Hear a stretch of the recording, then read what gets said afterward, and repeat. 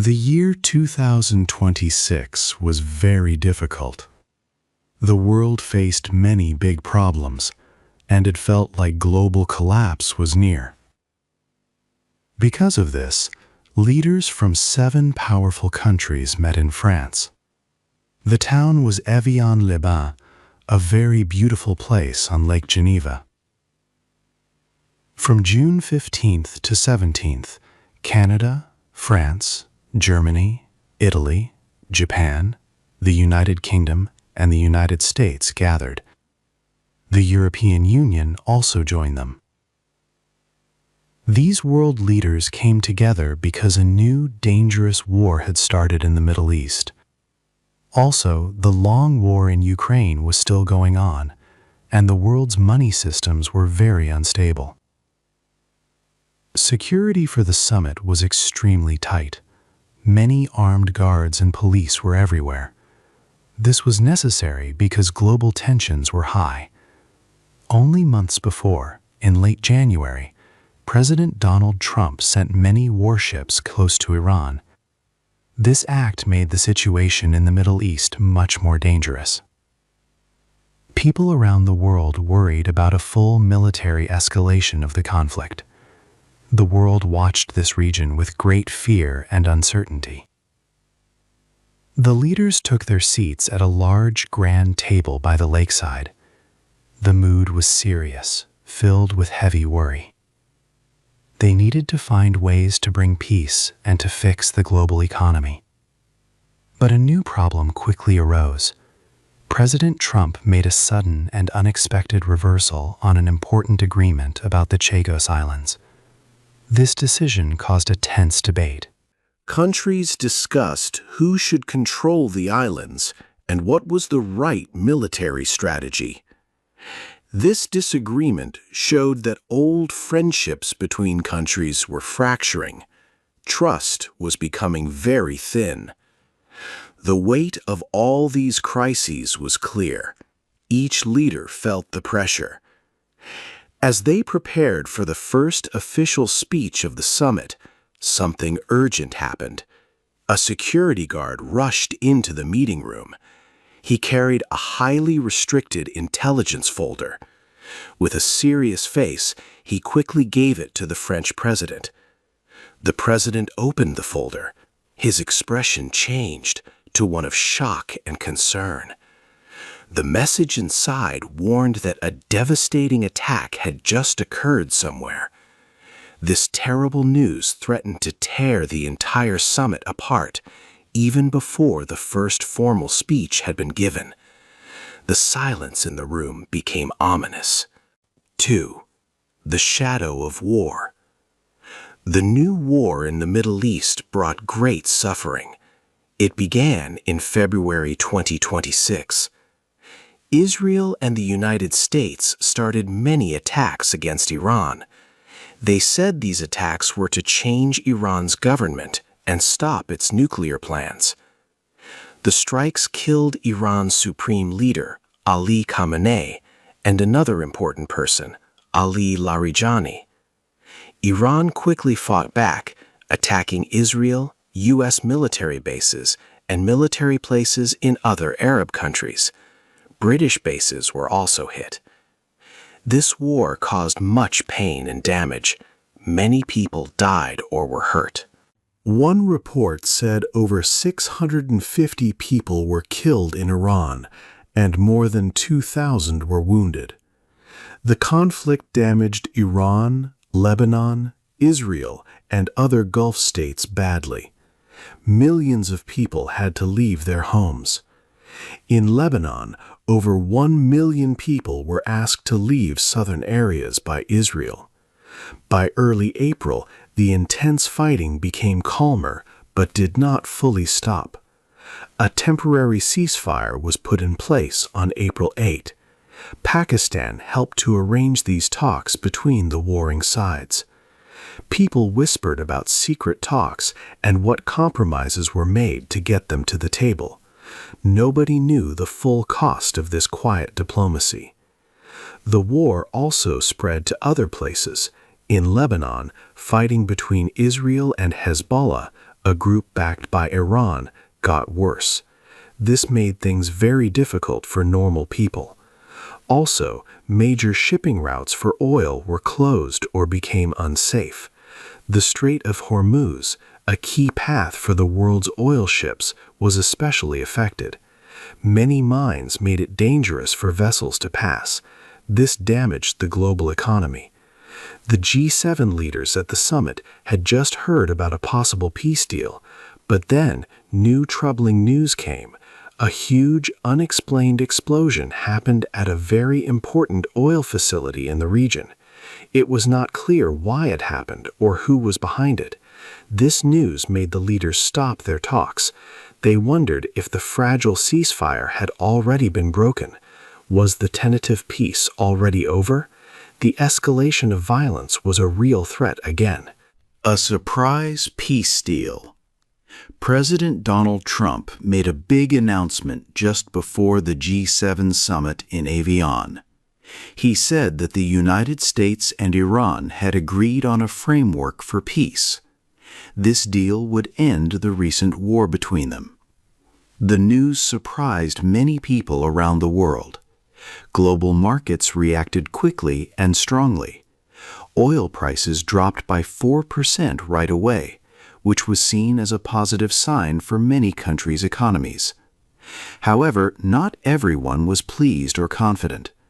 Traditional allies of the United States were not part of the secret talks that led to this agreement. They felt left out and had many doubts about the peace deal. They had a lot of questions about its details and its true intentions. For example, Senator Lindsey Graham, a close ally of President Trump, publicly stated that the U.S. Congress would need to review and vote on the agreement. He worried that Iran's understanding of the deal might be very different from what American negotiators were describing. A key part of the agreement was about reopening the Strait of Hormuz, a very important water passage. A large amount of the world's oil travels through this strait by sea. Its closure during the recent conflict had caused big problems for global trade and energy supply. The full text of the agreement was not made public, which made some leaders wonder if there was a secret clause within the deal.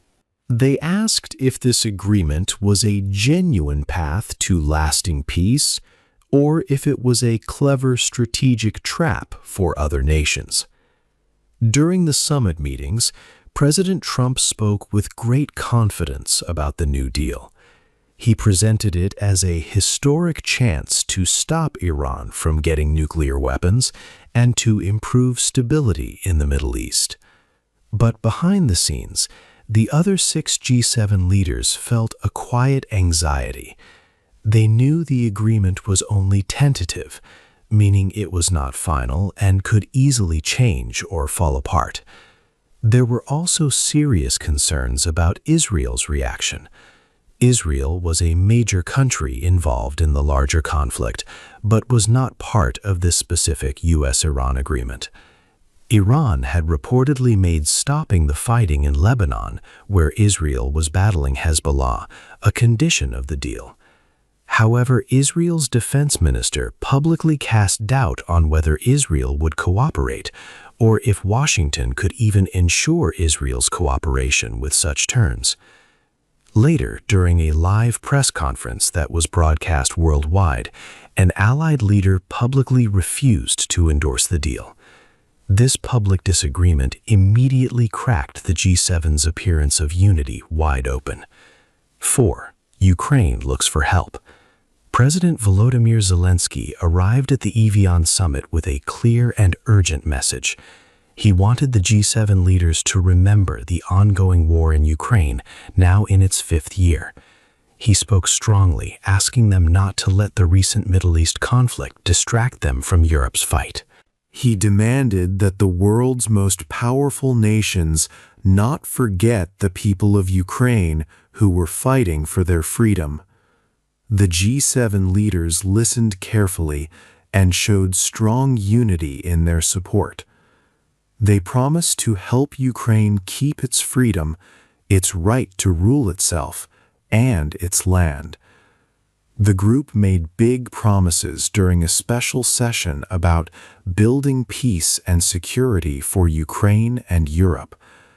They said they would increase military help for Ukraine. This would include more air defense systems, more missiles, and weapons that can reach targets far away. They also agreed to help Ukraine fix its energy problems, which were made worse by the war. Most importantly, the leaders pledged to put more pressure on Russia's war efforts. He demanded that the world's most powerful nations not forget the people of Ukraine who were fighting for their freedom. The G7 leaders listened carefully and showed strong unity in their support. They promised to help Ukraine keep its freedom, its right to rule itself, and its land. The group made big promises during a special session about building peace and security for Ukraine and Europe. They said they would increase military help for Ukraine. This would include more air defense systems, more missiles, and weapons that can reach targets far away. They also agreed to help Ukraine fix its energy problems, which were made worse by the war. Most importantly, the leaders pledged to put more pressure on Russia's war efforts. This meant tightening sanctions, especially on Russia's sales of oil and gas. The G7 leaders also promised to help Ukraine build its own weapons factories, scaling up its defense industry. This commitment was seen as a strategic move to make Ukraine stronger. However, a big question remained for many. Would these new sanctions truly be enforced? Past promises at such meetings sometimes did not lead to quick, real changes on the battlefield or a fast weakening of Russia's economy. While leaders spoke with strong political words inside the beautiful summit rooms, soldiers in Ukraine faced a harsh, bloody reality every single day. The United States, under President Donald Trump, had recently made a framework peace deal with Iran. This agreement, G7 leaders noted, would make it easier to add even more economic measures against Russia, as it freed up some diplomatic focus. Yet the divided G7 member states sometimes found it hard to agree on how to carry out such detailed plans effectively. Some individual G7 members did take action. The British government, for example, announced its own new sanctions on nearly 500 Russian individuals, companies, and ships. This showed that some members were very serious about the pledges. Still, it was not clear if all G7 countries would follow through with the same intensity and speed. The situation on the ground in Ukraine remained very difficult and dangerous for its people. As the summit talks ended, a sudden and chilling broadcast came from Moscow. Russian state television announced that new, powerful measures would be taken against critical infrastructure in G7 countries. It hinted that G7 systems, like electricity networks or internet lines, could face a devastating counterattack. The message was clear. Russia would not simply watch while the G7 acted against it. This warning left the G7 leaders with a new, serious threat to consider. 5. Money and power. The G7 leaders at Evian were also dealing with big problems about money and global business. Behind closed doors, there were hidden trade wars happening. Many countries were worried because China was making too many goods. These cheap goods made it hard for other countries' factories to compete. This situation led to big imbalances in world trade. The leaders knew they had to find ways to make trade fair, protect jobs, and avoid new trade conflicts. But finding solutions was difficult, and some of the hardest decisions were put off for a later meeting with more countries, the G20. President Donald Trump held a private and serious meeting with India's Prime Minister Narendra Modi. Their talk was very important. Just days before, 3 Indian sailors had died in a U.S. military strike near Oman. This strike happened during a U.S. block of Iranian ports. Prime Minister Modi spoke directly to President Trump about the safety of Indian sailors. He wanted this issue to be a top concern as the U.S.-Iran peace agreement moved forward. Despite this serious event, President Trump told reporters that the United States was very close to a new trade deal with India. This meeting showed how complicated the world's money and power relationships had become. The leaders understood that their countries' economies were more fragile than they wanted to admit to the public. There was a growing feeling of tension. Everyone felt that if they could not find common ground quickly, the global economy could face a very difficult future. As this tension grew, something unexpected happened. A highly secret economic report was leaked to news reporters. This report predicted that a huge market crash was coming very soon. It warned that this crash would happen if the G7 leaders could not agree on important economic solutions right away. 6. Rules for the future. The world leaders at the Avian Summit quickly moved to talk about different kinds of threats. These were not wars with bombs, but invisible, modern dangers. They focused on new rules to protect children from advanced AI chatbots. They also promised over $1 billion to help stop a dangerous Ebola outbreak. These important topics were part of the 9 separate declarations made at the summit.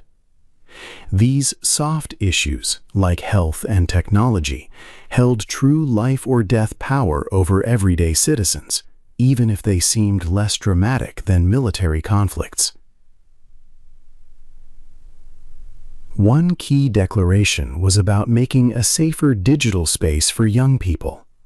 Leaders committed to protecting children from the risks of online AI systems. They planned to work closely with big technology companies. The goal was to ensure that AI chatbots communicated with children in safe and helpful ways.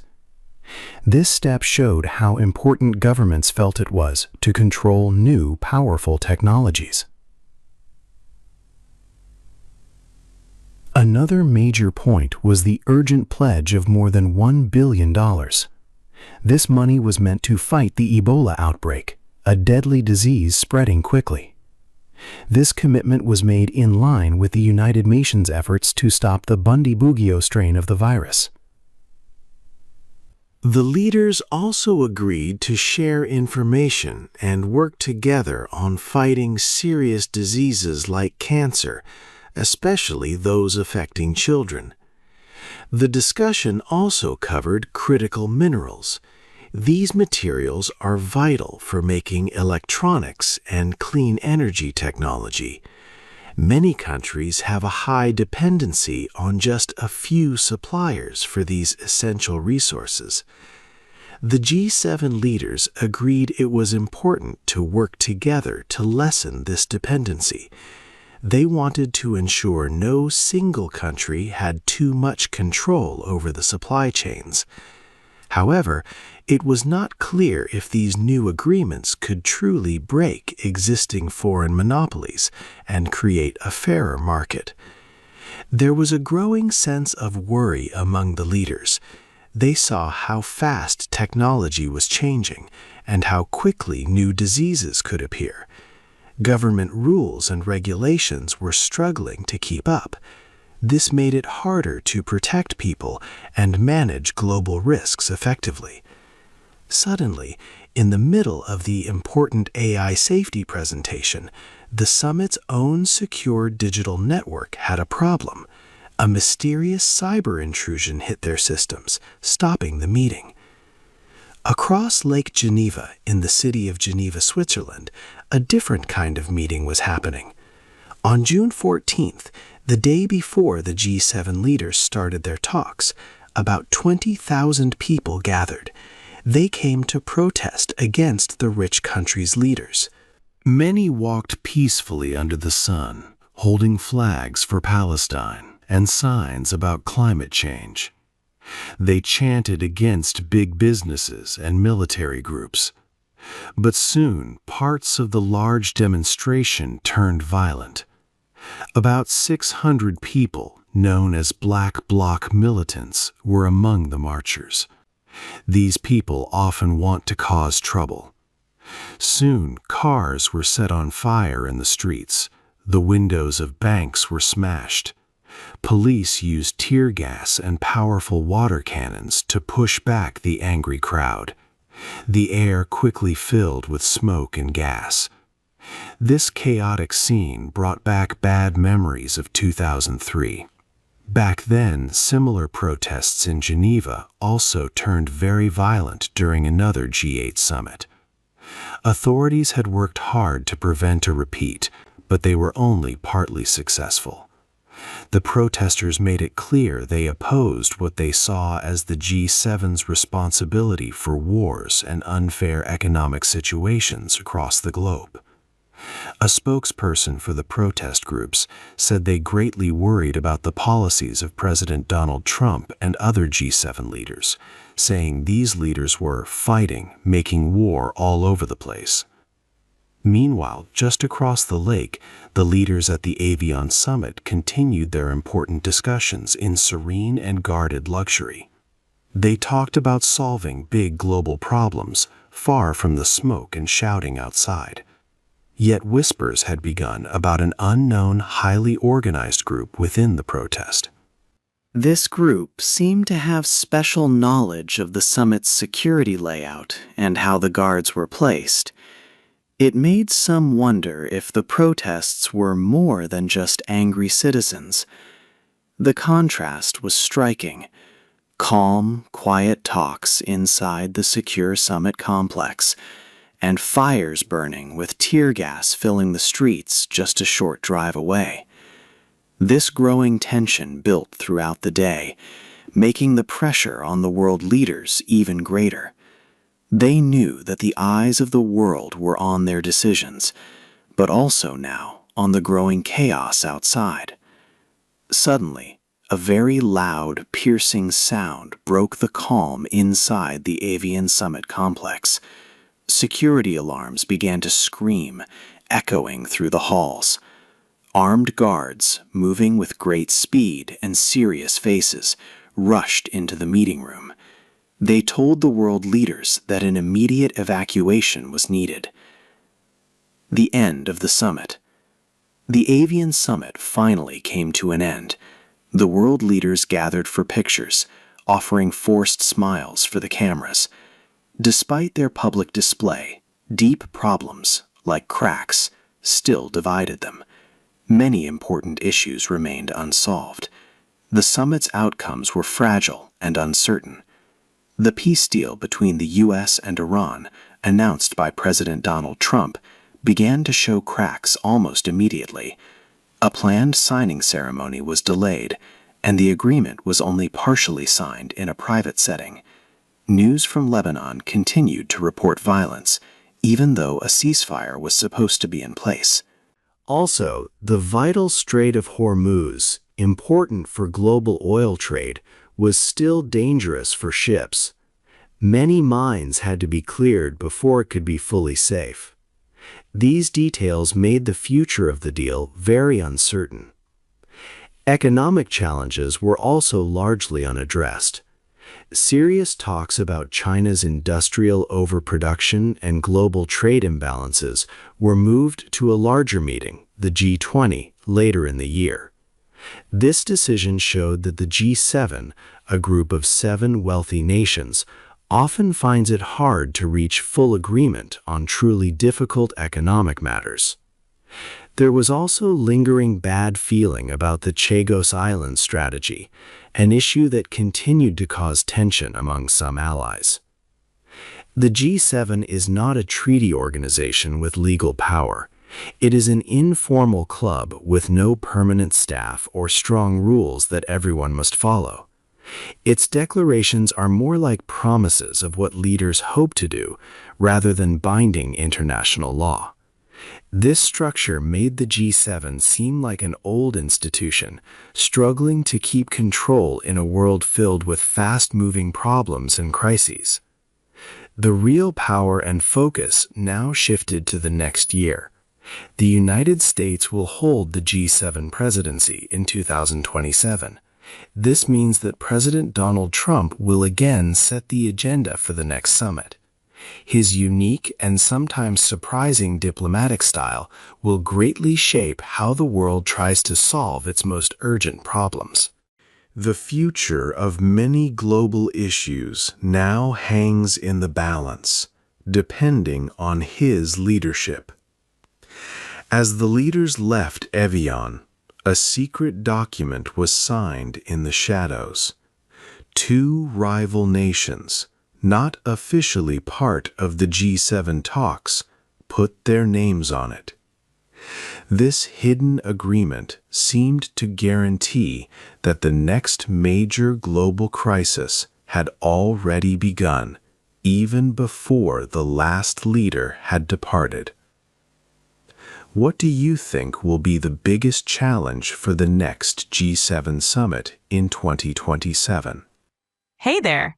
Just a second before you go. If you learned something new today, please give this video a like, write your thoughts in the comments, and subscribe to the channel. It only takes a second, and it really, really helps to create even better English videos for you. Your support means the world. Thank you.